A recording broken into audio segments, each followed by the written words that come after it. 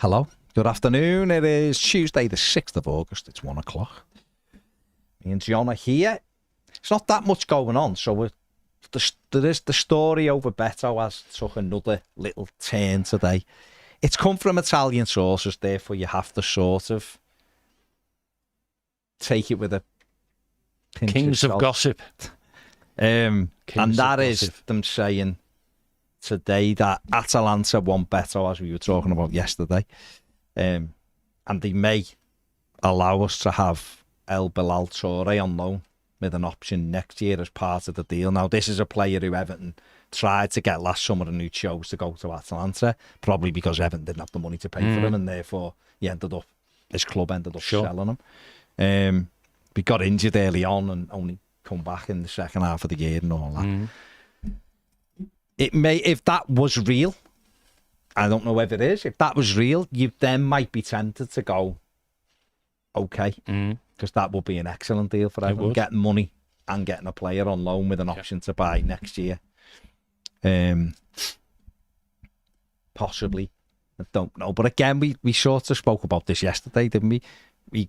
We come back down the loop, don't we, that we still got two strikers that we're not sure on. And a third striker who looked really promising, just had a foot operation. So we're at the moment, we're left with, we've got two lads who can play through the middle for us. One who the manager favours, but who's yet to sign a new contract. And that might be imminent. Who knows? Or he might go. Who knows? But there's uncertainty, I think it's fair to say. And the other lad who seemingly wants to do really well for us, but who the manager clearly has got marked down as number 2. And has got interest from Italy, because Bologna have been after him all summer. As well. Atalanta there now as well, apparently. Here's a half full view of the world. So go on, John. Where are we? What you've just said is Everton's idea. Okay. Because, making this up, people. just a theory. Before people get upset. It's Everton's idea because there's a player there they quite like, and they've had an approach for a player we already have. And they've thought, well, we don't really necessarily want the money because of all the things you just said. And our striker's just had an operation. We've got doubt about this guy. We don't really want to let him go. You've seen how happy he is to stay here. However, if we could shape a deal that worked, it might minimise the risk to us. In other words, the desire to have your player outweighs the risk of losing our player. And guess what? That's what you tell the Italians. Someone's thinking, Dominic, we really love you. Why don't you sign this new contract, which is better than the one we offered you before, because we really love you and we really, really, really do want you to stay. And this is our best and final offer. And if you really, really, really want to feel loved, this is the love, right? And then you end up, Beto goes out the door. You get the man comes from Italy and Dom signs a new contract. That's shaping a deal, isn't it? Or that's deals. Very much a half full glass, John. Well, I think substantially more than half. Substantially more than half full. But you'd go for that, wouldn't you? Yeah, I just want certainty. Yeah. I've said, certainty has value. I've said all along, I'd be made up for Dom to sign a new contract. But I'm also... Is there an Everton fan out there who actually wants him to go? I think there's a lot. You reckon? I think there's a lot. I think what a lot... I see a lot of comments from people, have conversations with people.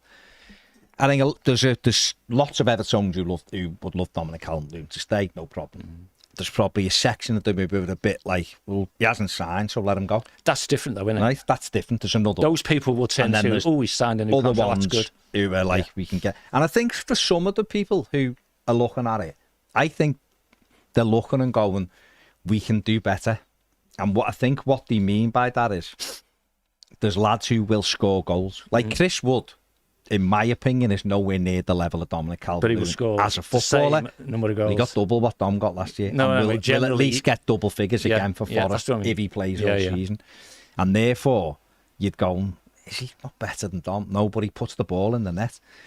The trade-off, and as a centre forward. That's Moneyball you're talking. Right, exactly. Don't care what he looks like. Don't care how agricultural he is. His job is to score goals, and this guy scores more goals than this guy. So why have we got this guy? Because I played up front, I am obsessed with strikers, though. No, but what I'm saying is, so I can look at Dominic Calvert-Lewin, brings people into play, back to goal, excellent, unparalleled in the air in the Premier League. He just is. Whether you're a defender or no one can get as high as him. He can dominate you all day. He dominated the best in the world in the derby, didn't he? Back in April. That picture's still iconic. And the header and this, that, and the other, outstanding. All of that's great. All the good stuff that he does, no question about it. I genuinely always want to do well for Everton. No problem with that. You look around and you go, well, this centre forward scores goals, and ultimately the thing that decides where you are is whether you can put the ball in the net. Everton's second lowest goal scorers in the Premier League last season. Yeah. Teams that went down scored more goals than Everton. Yeah. Which is a worry. Which is a huge worry. Yeah. Defensively outstanding. But how many of them were consolation goals when they got battered 5-1? Yeah. Still scored more than he put the ball in the net. Yeah. So you were looking at it. Someone did it yesterday when we on our Premier Live, didn't he? Was just like, what about this? And make good points. And we're like, yeah. So when you're looking as any coaching staff do, they will know, because they've got the numbers better than we have, and pour over them every day. Everton don't score enough goals. True. Centre forward getting 7 goals just doesn't cut it.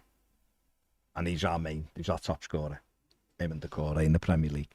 7 goals not good enough in 35 games, just not. Dom will know that. He'll know that. How many goals would Dom score in Forest's team? I've no idea. Because that's the variable, isn't it? Yeah. Well, Wood got double. So. No, I understand that. But if we believe, which I'm sure we do, that let's be polite to Mr. Wood as well, just like, Dom's all round a much better player. Yeah, right? Absolutely. Yes. Therefore, you would assume in their team he would score more goals than Wood did. So the issue is Everton don't score goals. And a symptom of Everton not scoring goals is our centre forward doesn't score goals. So when you do the Moneyball thing, it would be this group of players score 50 league goals, say, and we need to score at least 60 league goals. So which of these players need to go, or change the style, or whatever you want to call it, so that we get to 60? So who are the players out there in our team who are going to bring the extra 10 goals? And I guess people, because it's a sunny day plan thing, isn't it? Dom doesn't want to be here, selling for 25 million quid.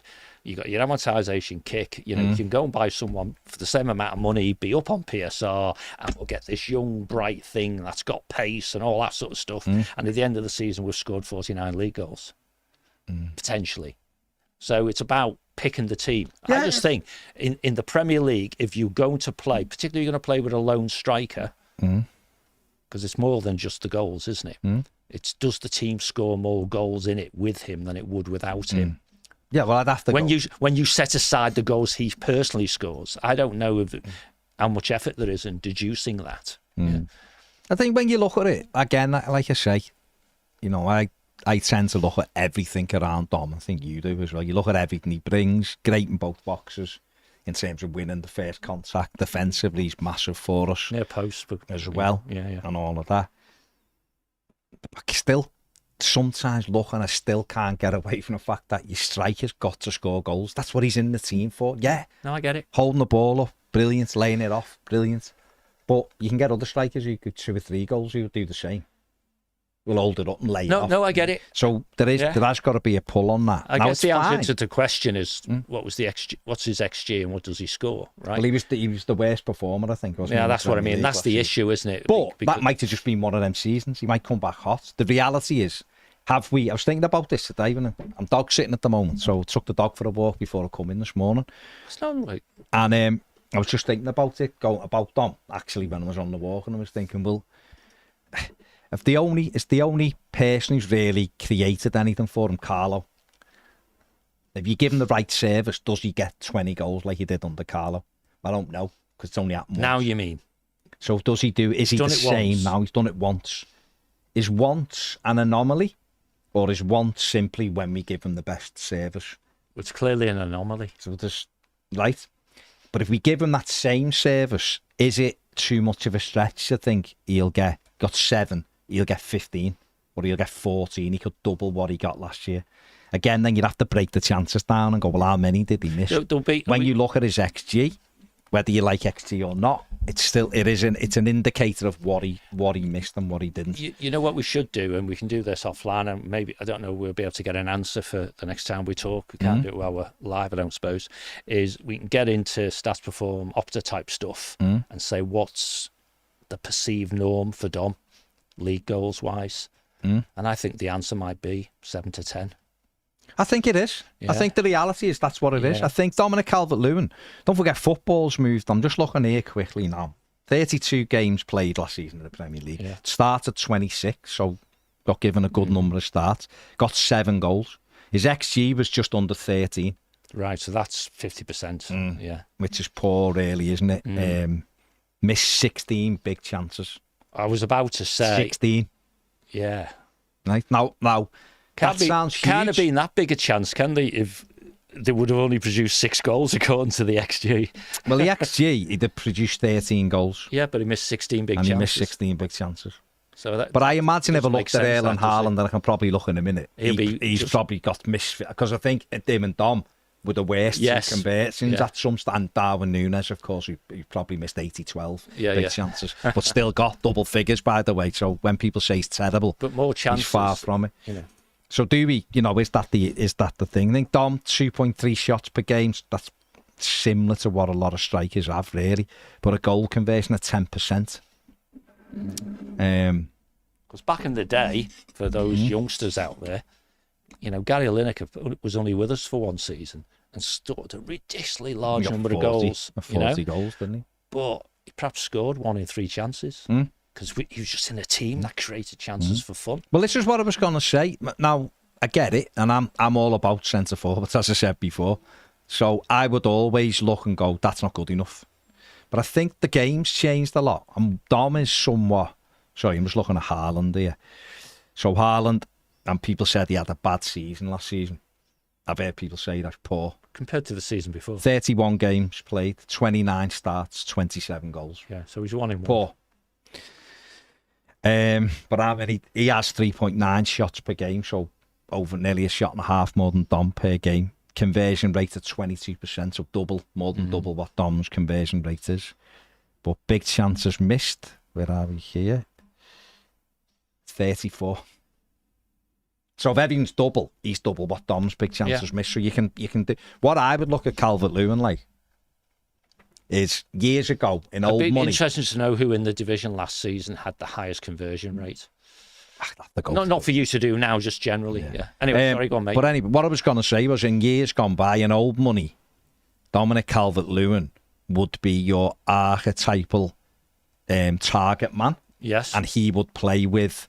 Someone would play off him. Someone would play off him who would invariably get 10 or 15 as well. Yeah. And Dom would get the 7, 8 to 10, wouldn't he? And you go, they're a cracking pair then. Yeah. And you think, but and I know football's moved on. You've got to go back a long way. But I'm just saying, what you're about to say. Yeah. You go, but if you went back, it didn't sort of... But Graham Sharp, with Tony Cottee, say, I'm not going to use the best because Heath played when we were amazing and Sharp got 25. Yeah. But you'd always look for Cottee to get more alongside Sharp. Yeah. Or if you went back, and there's all through the years, then you got anomalies where 2 target men type Shearer and Sutton got 25, 30 each, whatever, and then it moved on United striker. But you're talking about the most successful. But how football was always one target man and the other fella alongside him was the better goal scorer. The other one took all the knocks, so to speak. But football has moved on from that because you now need to be that lad that plays through the middle who can guarantee you double figures all the time. Everton's big thing, and I think this comes on to Dominic Calvert-Lewin, and I think this is harsh for Dom as well. Cole Palmer, I just wanted to have a look there. Sorry, I'm in the wrong thing. There won't be enough data about him, though, will there? No, but you'd say last season, wouldn't you? No, but 34 games, 29 started, 22 goals. How many pens? I'm just saying big chances missed 7. So goal conversion rate was 20%. And I think that's I think a good goal scorer. Mo Salah was probably another one. A good conversion rate, a normal conversion rate, I think is probably about 15 to 20% With chances. of chances there, and Calvert-Lewin's at 10. So we know that he needs to be better than that. Mo Salah missed 17 big chances, but still scored 18 goals in 28 starts. Managers would say, wouldn't they, when they just lost a game, that they had all these chances? Well, at least we're making chances. Yeah. Same with strikers. And I'd always say, at least he was there. I'd always say, you've got to be there and missing them. You're not going to have a centre forward who scores 50% in old money, because you keep using examples of old schoolies. In old money, is Haaland and the Salahs of this world just greedier? Their first thought is, I'm having a shot here. Well, maybe, but Mo Salah's I'm assists, just curious about how many times. 10 assists. Yeah. Mo Salah done that too. Yeah. Passes the ball a lot more. But Salah's a wide forward. What I was going to say is, where Dom falls down, I think, or where it doesn't work within Everton's framework, is our 2 wide players don't score. No. And therefore everything falls on Dom. Whereas if Dominic Calvert-Lewin that played... raises pressure. If Calvert-Lewin played for Man City and don't and scream at the screen, I'm just using it as an example. Or Arsenal. They're Chelsea. They're 2 wide players. Create. Liverpool. Yeah. Right? He'd score more for Liverpool because he'd create more chances. He'd score more for City because he'd create more chances. Yeah. But even if he did only get 11 and 12, but he was the fella taking the knocks through the middle, laying it off, bringing people into play, their wide players get 15 goals. So if Everton had 2 wide men that got double figures, there would be less reliance on Calvert-Lewin. So, and I do think he underperformed last year. I think he's... Well, the stats say the stats will tell you. And I think if he was sat here himself, he'd go, I did miss chances that I would back myself to score. On a normal season, it would be 10 at least, double figures. And I think if he stays at Everton this year, he'll get double figures. He had pens in those 7 goals as well, didn't he? Yeah, he did, to be fair. 3. But I do think he's capable, more than capable of getting double figures. As a player. Whether that's good enough for Everton is another question. We tend to need it more where we are right now because we haven't got a team full of goal scorers. But Everton's issue, and has been Everton's issue for a bit, has been our wide players don't get goals. They just don't score goals. Now, when we had... even Ancelotti's team didn't get a ton of goals. No. But we did have James, and we did have Richarlison, and we had Dominic Calvert-Lewin, who all were heavy scorers, and we had Gylfi Sigurdsson, who scored goals. And you share them goals about. I mean, I'd have to go and dig it out, and I'd probably not the time to do it when you're live. But let's have a look at Carlo in 2021, his only full season. Was it 2020? DCL got 1 and 2 last season. 16. Yeah, but what I mean is we had James Rodriguez, we had Richarlison, we had Gylfi Sigurdsson. Sorry, what the individual goal counts was for those players, yeah. Well, no, at the team, because as a team... Well, obviously they're aggregated then, Premier League table 2021. Let me just see if it can... See, I was fond of, in the Lineker days, because back in the day, and it's a long time ago, like we've said, is we win the league, we get Lineker, scores for fun, don't win anything. He goes off to Barcelona, and we win the league again, right? Because... Yeah, just carry on, but that season, when we had all of those players, we still only scored 47 goals. Because where I was going with this was, that season is the only season at Everton that Richarlison didn't get double figures in the league. Was it in that 2020? DCL scored them instead.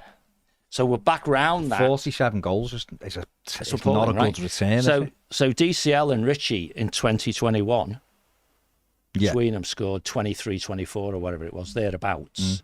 But it was a poor season for Richie and a good season for Dom. So it's all back around that Moneyball-y thing. It's about the team scoring goals that matters. I mean, look at that league table from that season. Leeds scored 62.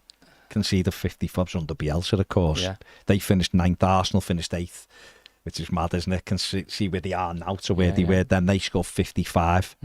Chelsea finished 4th with 58, which is mad. When you look at it, and everybody else, City 83, United 73, Liverpool 68, which is not a great season for Liverpool. Leicester 68, West Ham 62, Spurs 68. So there was less goals scored that season overall. City still the clearest. So Richie scored double figures 4 out of 6 seasons in the Premier League after Watford. Yeah. Right. And he had a crap first year with Tottenham, we scored once, I think, or something. And then that year, the COVID year, we'll call it, won't we? Or thereabouts.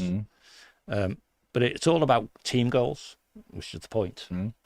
So, you know, when we were talking yesterday about, or me, you know, we had the joke about it's not a prediction, it's a target. Points that we get. If we then follow that logic, right, which says, okay, we won 48 points last season, let's stretch that by 10%, so we're getting 5 points broadly on top of it, so 53. So you set a soft target to the manager, 50 to 55 points. You then say, well, how many goals do you need to score to get those points? 55 points. And there's probably a sad anorak something where we perhaps, I don't know, can you on average get almost, you know, 3/4 of a point per goal that you score? Therefore, you might end up with some arithmetic thing that says you're going to have to score 60 goals to get 55 points if you're conceding at the rate of, which is typical, because we had a really good, strong defensive season last season. Fourth, yeah. You know, finishing where we finished. I mean, even with the 48 points, you wouldn't expect the team who finishes whatever we would have finished then, 12th or something, to be the fourth best defence, would you? But maybe one leads to the other. So when you're the manager, you say, well, we're going to be more expansive.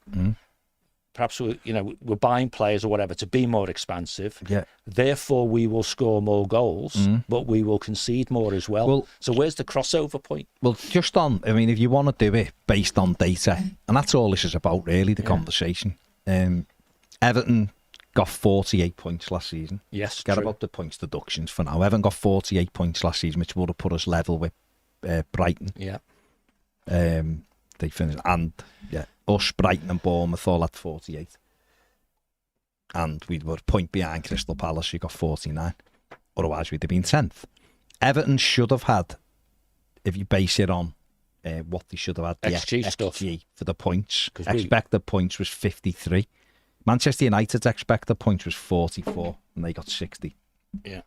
Which means they won games they should never have done. Individual players, But Everton, 53 points, so we were underperformed by 5 points, 5 and a bit points. That's spooky when 53 is what you do with a 10% stretch, right? Goals.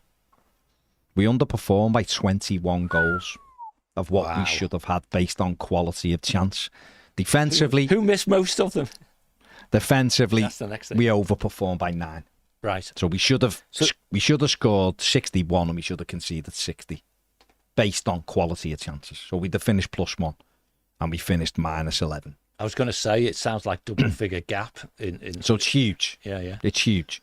So when people say, well, you know, we're not good enough, this, that and the other, I get it. But we did massively underperform in front of goal. Now, where you break all that is just the quality of chances. Of course. It can tell you how your team's performing. This is why the manager kept going back to it.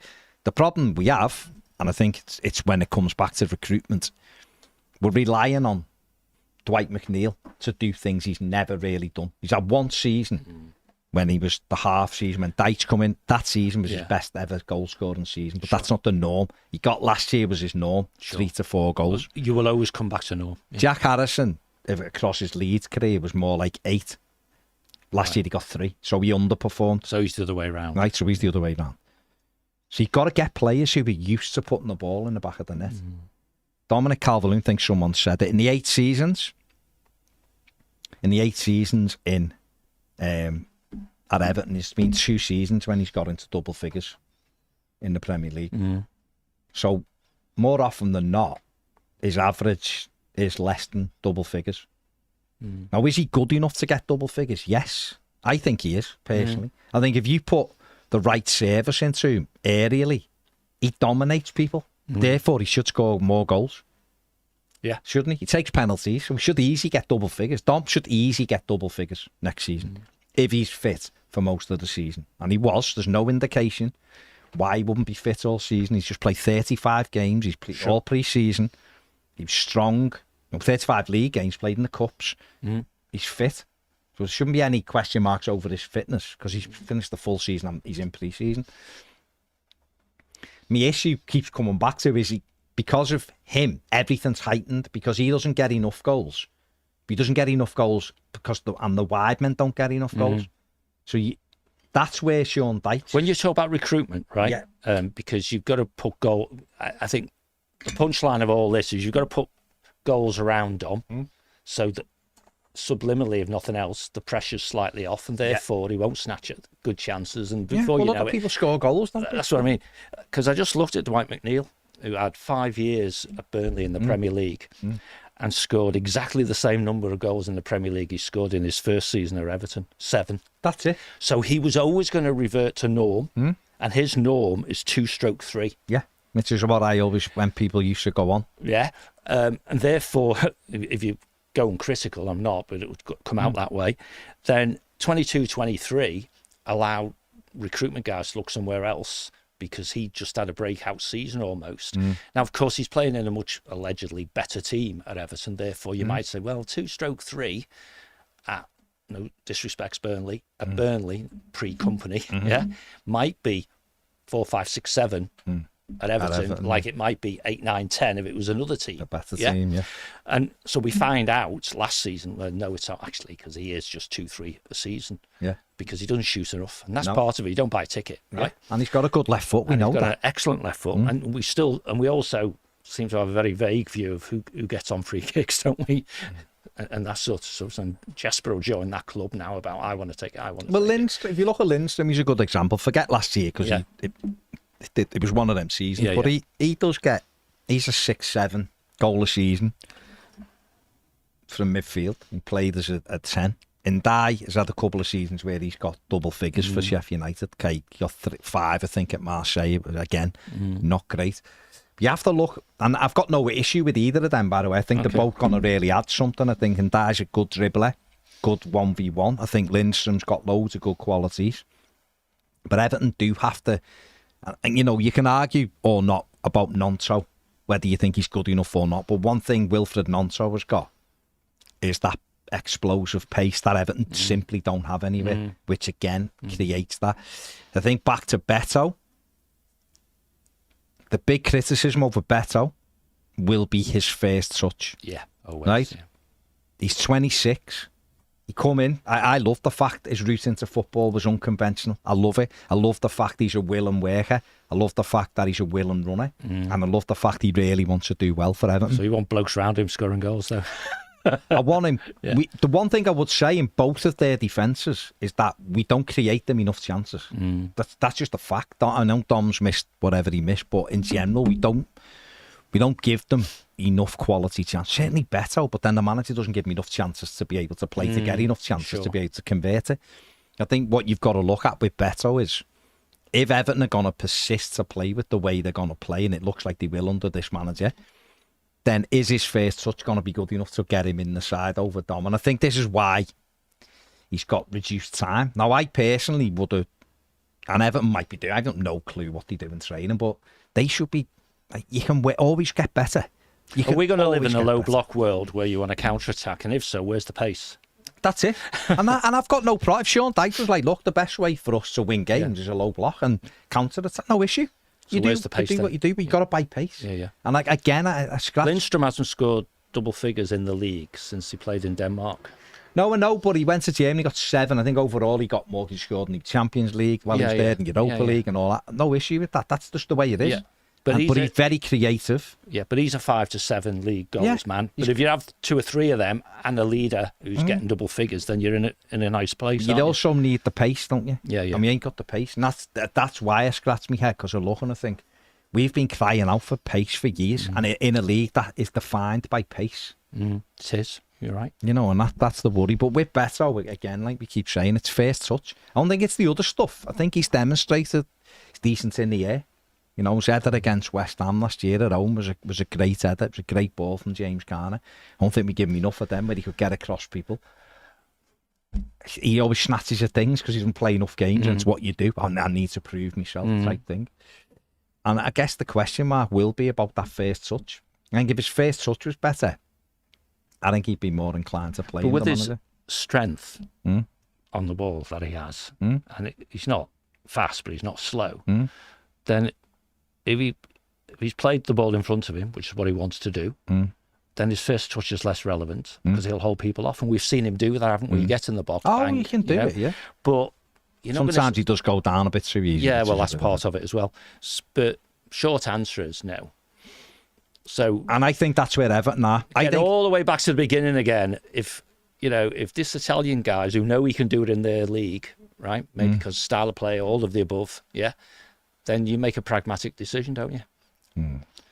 It does leave you with the risk that Dom then goes as well, and you are cream cracker to some degree. Then you've got to have your plan, haven't you? Hence the half-baked, half-full of me, which says that might justify in your own mind, if you're Kevin Thelwell or whoever, let's just see if we can get Dom to sign a new contract with a little bit more money and a bit more feeling the love stuff. That's your baffo, in negotiating terms. That's your baffo. This is it, Dom. This is it. I think he's already had it, Joe. Do you think so? Yeah, because it's like we said yesterday. Well, if they have, then that's it. So, I'm saying it's like so they should be moving heaven and earth to move him then. Isn't it? Is that we've got Everton have got to start bringing that wage bill down. If you're giving some, for me, if I was like director of football at Everton, and I'm trying to grab that wage, get hold of that wage bill until we're up earning all sorts of money and we can start stretching it again. You're only getting $100,000 a week off me if you're scoring 15 goals a season. It's just the way it is. And you're at nearly 28, I ain't giving you $100,000 a week. No chance. I don't care who you're at. See, I think there's as much an art about that as science, because if you say to a striker, you must score this number of goals, right, to justify that income, then clearly you construct a payment schedule, if you like, that says we'll pay you $75,000 a week and we'll pay you a certain amount per goal. And when you've got 15 goals, you're going to be on over $100,000 a week. And then the team at the end of the season scores 38 goals because he never passes to anybody. I don't think that happens in football simply because you can't be that cynical, can you, in the moment? No. He might argue about, I'm taking penalties because they're important to me. But then you can easily put metrics in, and if your success rate penalties falls below 80%, we're putting someone else on them, that sort of thing. So I don't know how much they use data in that way to shape players' deals. We'll see. I've no idea. Because you just want to stimulate appropriate behaviour, right? Because if you say to Dom at the end of the day, we don't care how hard working you are, if you're not scoring goals, then that's what it's about, mate. I just think we've got to get back to, we've got to get hold of the wage bill because we don't create enough money. So continue, and obviously there's a new metric coming in now as well, isn't it? Percentages, ratios. Squad ratios, yeah, it's not hugely different. And whatever, but we've got to try and produce. No, we do. Always. Drag it back down and go, right, if we will reward the top performers, but they've got to be top performers. So do you think... Phil Altuve, by the way, got a bad injury at the start of the season, was involved in 11 games last season, only started 3, averaged 36 minutes per game, scored 2 goals. 3 starts, 2 goals. Yeah. And he's only 21, is he? 21, 22. 22. Yeah. But do you think we sit down, and say, well, we must, surely. Yeah, got it. You could have targets, say, well, what's a fair target for the manager, points-wise? Start at the top, points-wise. That's the what, well, 48, obviously, because you won that last year, If you then do but your XG says, because you like that, you should have got 53. So let's have that as the starting point for your target. And then the manager said, well, to get 53 points, I need more goals. This squad you've given me isn't going to get more goals. I can try and squeeze out 53 points by not conceding. The fans are going to get the because we're going to play low block. We're going to have 5 men behind the wall, even when our bands take the penalty, whatever, as negative as you can be. We're going to totally rely on the robustness of the defence. It's not going to be pretty, and I might get to your 53 points, but you'll probably sack me, because the fans all hate it. So get me some goals, please. Yeah. Who knows? And then you've got to say, well, how many goals do we need then to support 53 points? And the answer sounds like north of 60, doesn't it? And then you say, well, where are they going to come from? Dwight McNeil, you've just done it, the synopsis, haven't you? Dwight McNeil's going to get us about 3, 4, maybe. If he's on penalties, maybe he'd get more, but we're talking about open play goals, right? Striker, how many is he going to get? So it's one thing saying, oh, he's got 10 to 15 in him. Yeah, but how many is he going to get? For Dom to get 10 to 15, you're going to create chances that he takes. Yeah. So who's going to create them? Not Dwight McNeil. Not Harrison. Who's going to create them? You know, and you do all that and then you try and put it together, don't you? So because you've just spent a fair wedge then, rightly talking about where do the goals come from, but where do the assists come from then? In our current squad, where are the assists? Well, McNeil's by far and above our most creative. It's simply just because he puts the ball in the box. That's right, yeah. Get him to do it more. Yeah. If he can get 7 assists last season by putting balls in, by putting 3 crosses a game and put 6 crosses a game. So then you're saying to Harrison, stop turning back, get the ball in the box. And then you've got what We're you want. lauded as being great set piece people, but as an Everton fan, you don't necessarily see. Well, we haven't scored a free kick goal since Luca Dean and Watford again in 2018, I think it was. And look at we've got ball strikers there, and we just brought one in as well. Luca, at home, that is. Away, I think the last one we scored a free kick in the league was Burnley, I think, on Boxing Day when we, under Marco, we beat them 5-1. So December 2019 or something. It's absolutely scandalous. So we talking ourselves into being worried here? No, I'm not worried because I think defensively we'll be good. What I'm saying is... There's a lot of pressure on the defence. I think we'll create more. I do, because I think Ndai and Lindstrom will create chances, I do. And I think Harrison will create chances, and I think McNeil will create chances. I want goals. We need pace. We need something when it isn't working to worry defences. We need something from the start when they're going, we can't let these play the ball in behind to a Nonso type player or whatever. Do you know what I mean? So someone just asked about, a few people are saying Dom doesn't deserve a better contract, not consistent enough. Why would we give him a better deal? We need to move him on now while we have the chance, Simon. There is time to move on from him and look to the future. I don't disagree with that, but actually it takes two to Gavin says, Baz, would you let Beto go to Atalanta if we'd got El Bilal? Yeah, I probably would. Yeah, I think we said I probably would, simply because it seems like the manager doesn't fancy him. If the manager doesn't fancy him and we can get roughly our money back, like roughly, because we've had a year of amortized that we've paid, if we're almost at naught for the deal, then why not? If the manager, whether or not I think he, for the record, I think Beto would have will have a better season this season if he stays at Everton, because I think he'll be fitter and all that. I think he'll take more chances this season. Will he get more time? And if he got more time, I think he'd have a better season. But if the manager, and that's all it really comes down to, if he's not going to pick him, you may as well let him go and get someone in who the manager goes, I actually think this lad can do us a good and give us something different. And El Bilal Toure, on his good day, is one of them. He's direct, he's quicker, probably a better finisher maybe than the other two we have, maybe, I say. 22, good potential. Then if Dom does leave, I think we know they'll just be on the phone to Breuer straight away, trying to get him in as well. Whether people like that or not, but don't have a go at me. It's not me. I've told you where my money would lie. Would be Kevin Denke or Kareem Konate for starters. I would want. I can never say the kid's name, but Chelsea just bid 35 million for him to take him. What a surprise from Atletico Madrid, Samu Omiyonyan or whatever his name. I can never remember his name. But he's a player who's hard. He's one I would have gone for early in the window and tried to test the water with Atletico. But Chelsea will get him, so that's the way it is. A few people saying that Adrissa guy scored a belting free kick against that. Well, yeah, with the huge deflection. Yeah, I'm talking about free kicks that went straight in. But there's no goal off Declan Rice. Great header into the top corner. Adrissa can claim it all he wants, but it was most definitely a great bullet header by Declan Rice that went in. But I think if Everton did, and again, this is just Italian press, Atalanta might be like, are you messing? To letting Bilal Toure go anyway.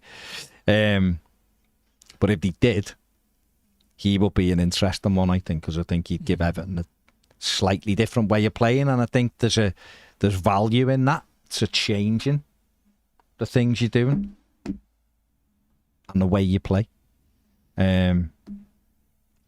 But Garner scored more league goals last season than he scored in every season since 2014. Oh, yeah, definitely.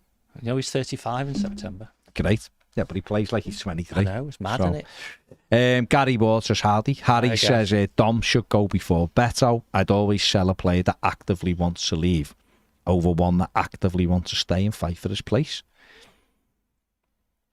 We don't know, do we? We've no idea what Dominic Calvert-Lewin wants to do. If he values himself at a certain amount to sign and Everton haven't given him, it's well within his right to say no, isn't it? So, Jay says, can't wait to see what the Premier League have to say about the Alvarez fee. I don't think they could say anything. I think he's more than worth it. He's won every single trophy you can win. He's only, 23 or 4 or something. I think that's, yeah. It's a headline number, isn't it? I don't think there's any, 81 million. It's a lot of money. Is it? Yeah. It's 70 million a lot for a centre half who's had one good season. Of course it is. Okay. Fair enough. Was 120 million for a centre midfielder that no one said anything about enough. Well, you know the answer to that question. Declan Rice, no one said much about. It was 110 million. You know, but you just keep quoting deals Everton weren't involved in. Yeah.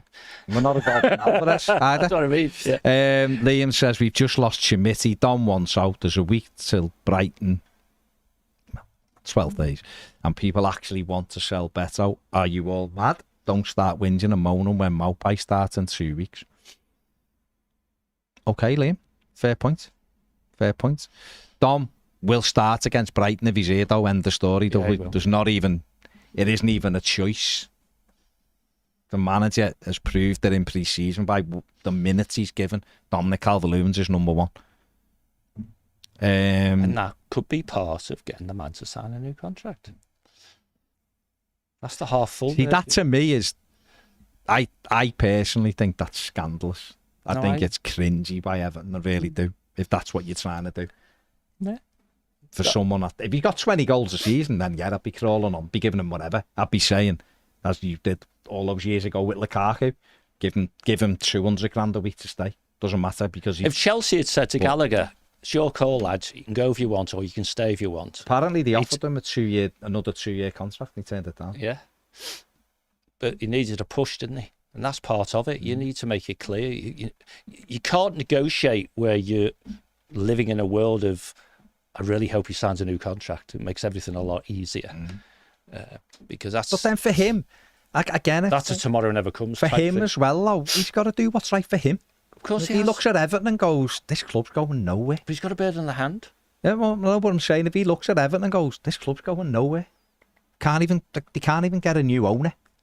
Doesn't matter what they're building down there. This team's not very good. But he could still I'm be not a massive fan of May. the manager.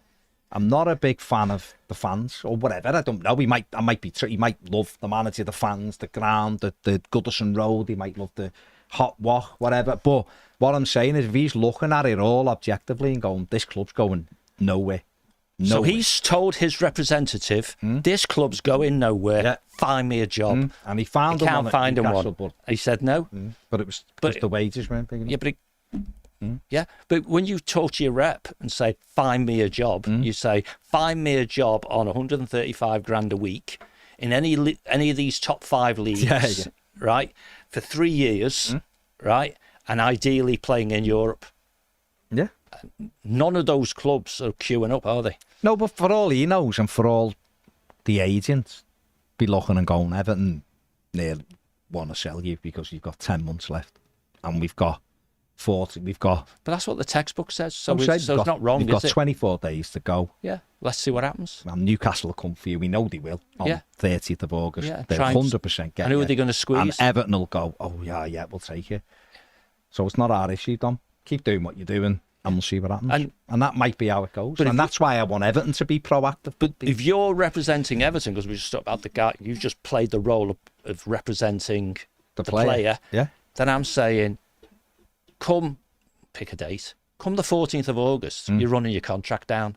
We're not happy. We're not going to sell it. We're not happy Yeah. because we won't have time. Unless, of course, as you say, with Brozier or somebody, we know we can turn up at 5 to 11 if we want and he'll still be available. Well, that's if he is. I mean, there's other clubs want him, don't they? So. But you imagine, beginning of that last week, Brozier signs for somebody else. Well, he will, won't he? Because Chelsea want him out for. That's what I mean. And all that so, someone, as long as they're bold and they've got their, they know what they're going to do, then that's fine. Dom might sign, listen, like who blinks? Saying, Dom might sign a new contract in the next 24 hours and it puts that to bed. Yeah. And then that hastens the Beto stuff then, doesn't it? Yeah, but I think with the audience, and I think we could all coalesce around the same thing, is if Dom signs a new contract because no one else wants him, right, then we still get left with that doubt about whether he really, really wants to be here or we're just going to get this next... we've got him under contract, but he still wants away. It's just that he couldn't get it done. Mm-hmm. But then again, you say, well, mate, if you want to get away, between now and bloody January, score 10 goals. Joe, as I said, in the Premier League, we know Andre Gomez scored a free kick against Palace in the FA Cup. In the Premier League, direct free kick at Goodison Park, December 2018, 96-minute Luca Dean at the Gladys Street end. Oh, who's this? Joe. Joe's taken on your elephant memory. Well, he hasn't, because everyone can remember bloody Andre Gomez. It was quite good, wasn't it? My mother-in-law would be able to name that like that, because it was a few months ago. But the actual two direct free kicks that have gone in Garner's, I'm not counting. It was an own goal. Luca Dean home and away. Luca Dean's been playing for Villa for 3 years or something. So that direct free kicks are shocking. But hey ho. Hey ho, indeed.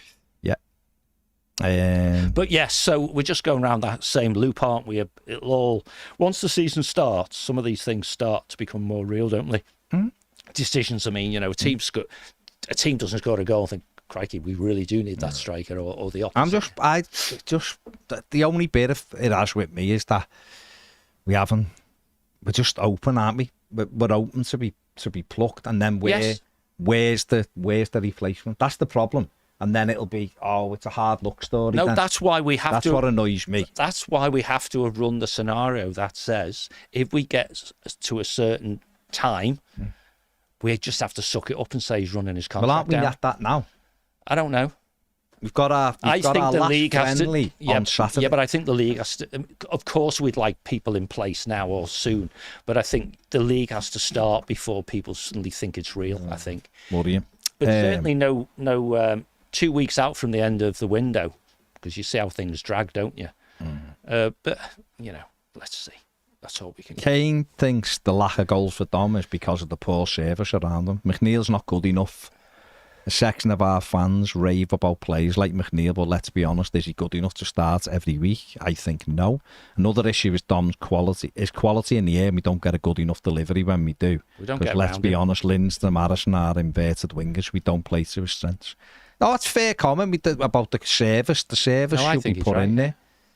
We should also do much more with the service he has had, because your XG stats before prove that, didn't they? Yeah. Everton Viking says, I like Dom and I think he's a decent player, but because we've only had him for so long, I think people think he's better or more important than he is. He misses a lot of chances. He's a very poor finisher. I'm at the point where, despite liking him a lot in the past, I want him to move on. It's not the end of the world if he goes. Rob says, afternoon lads, I beat a Geordie on FC24 and this is the message he sent me after the match. Your goalkeeper is a Sunderland fan with dinosaur arms. I'm not saying the next bit. Your club has loads of points deductions and you're an embarrassment to the league and everyone is laughing at you. You're a small club. Come back when you have money and can actually afford players like Anthony Gordon. He's took that defeat well then, Rob, hasn't he? Ryan says, lads, fairly disappointed so far with our urgency of getting a new striker, especially since it was highlighted all last season. It was our main weak spot. Would love to know why this wasn't priority number one, even so with the Dom uncertainty, Beto's subpar performances and Schmitty's inexperience. I don't know, Ryan. Dan says, I think our problem this season won't be the players, it will be Dyche. His love of Premier League experience overall is mad. Buck says... It's the director of football's job to fix that. It's a sort that, isn't it? Yeah. Buck says nobody wants Dom because of his wage demands. So his last year of Everton should be his best goal-scoring year to get his wage demand. Well, he's a free then, isn't he? So you get a big signing on fee regardless. Glenn, if you want to send a Tuesday topic in, it's got to be a video and you know where to send it. That show will be finishing in a couple of weeks. We'll be doing something different, so take advantage and get it in.